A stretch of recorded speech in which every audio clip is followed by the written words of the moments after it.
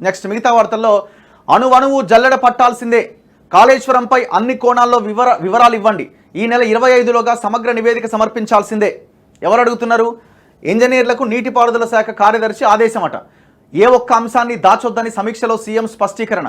తదనుగుణంగా విచారణ కమిషన్కు నివేదించేందుకు అడుగులు. మేడిగడ్డ బ్యారేజీ 7వ బ్లాక్లో గేట్ల వద్ద కొనసాగుతున్న ఇసుక తొలగింపు పనులట. కాళేశ్వరం ఎత్తిపోతల పథకంలో భాగంగా నిర్మించిన మేడిగడ్డ, అన్నారం, సుందిళ్ల బ్యారేజీల ప్లానింగ్ మొదలు కుంగడం, సీపేజీలు ఏర్పడడం వరకు సమగ్ర వివరాలు వెంటనే అందజేయాలని సంబంధిత ఇంజనీర్లను నీటిపారుదల శాఖ ఆదేశించింది. ఇప్పుడు మీరేమన్నారండి? ఇడేముంది లైన్? అణువు జల్లెడబట్టాలి, కాళేశ్వరంపై అన్ని కోణాల్లో వివరణ ఇవ్వండి అన్నారా? కాళేశ్వరం అంటే ఏంది? ఓన్లీ మేడిగడ్డ, అన్నారం, సుందిళ్ళనా? ఇక్కడ ఏం రాసినారు? ఒకసారి ఆలోచించండి. వీళ్ళ యొక్క ప్రజల యొక్క మైండ్ సెట్ని ఏ రకంగా డైవర్ట్ చేస్తున్నారన్నది ఆలోచించండి. ఇక్కడ ఏం రాసినారు? కాళేశ్వరం ఎత్తిపోతల పథకంలో భాగంగా నిర్మించిన మేడిగడ్డ, అన్నారం, సుందిళ్ల బ్యారేజీల ప్లానింగ్ మొదలు కుంగడం, సీపేజీలు ఏర్పడడం వరకు సమగ్ర వివరాలు వెంటనే అందజేయాలని సంబంధిత ఇంజనీర్లను నీటిపారుదల శాఖ ఆదేశించింది. ఇక్కడేమన్నారు? కాళేశ్వరం అన్నారు. కాళేశ్వరంపై అన్ని కోణాల్లో వివరాలు ఇవ్వండి. కాళేశ్వరంలో మేడిగడ్డ, అన్నారం, సుందిళ్ల బ్యారేజీలు అన్నది ఒక భాగం మాత్రమే.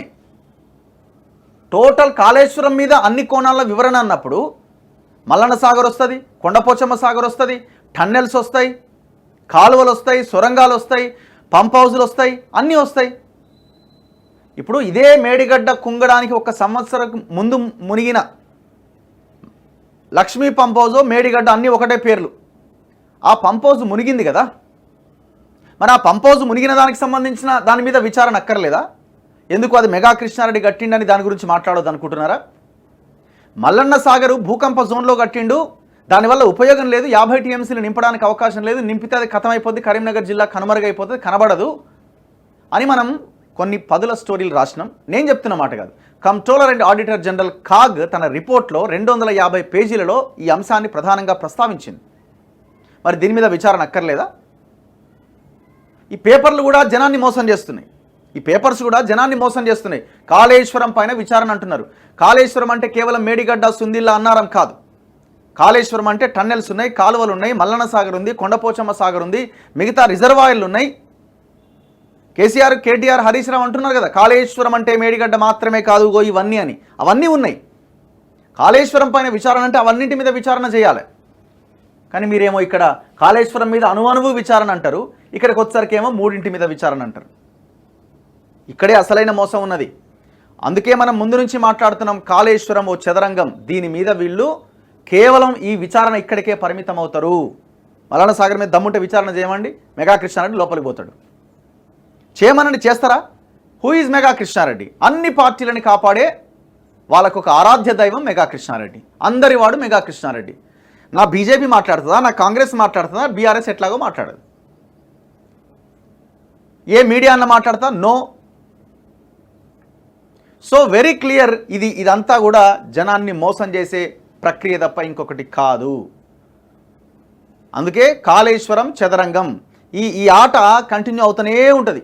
మనం ఏదో అయిపోయింది అనుకుంటాం, అయినప్పుడే అయింది అనుకోవాలి. రేవంత్ రెడ్డి గారు సరే, మెగా కృష్ణారెడ్డి కాంగ్రెస్ కూడా ఎలక్టోరల్ బాండ్స్ రూపంలో డబ్బులు ఇవ్వచ్చు, పక్కన పెట్టండి, అన్ని పార్టీలకు ఇచ్చిండి, మీకు కూడా ఇచ్చింది అనుకోండి.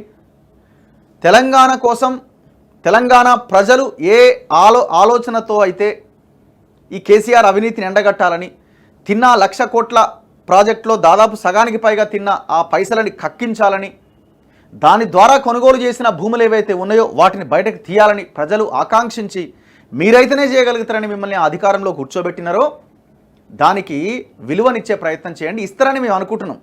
మాకున్నది ఇంకా చూద్దాం ఏం జరుగుద్ది అన్నది.